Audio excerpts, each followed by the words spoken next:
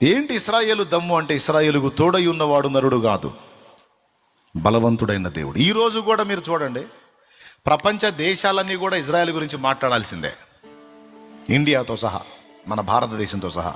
ఎంతమంది ఒప్పుకుంటారు?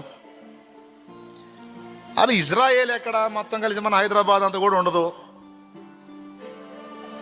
ఇండియా ఎక్కడండి, భారతదేశం ఎక్కడ? కానీ భారతదేశము ఇజ్రాయేల్ గురించి మాట్లాడటం ఏంటి? అమెరికా మాట్లాడటం ఏంటి? ఇతర దేశాలన్నీ మాట్లాడటం ఏంటి? అది అంతా భూమధ్య భాగంలో ఏదో అంతా. కానీ దేవుడు దానికి తోడై ఉండి చూపించిన కృప ఎలాంటిదంటే, ప్రపంచ దేశాలన్నిటికీ అది ఎక్కడ కొండ మీద కనపడిద్ది.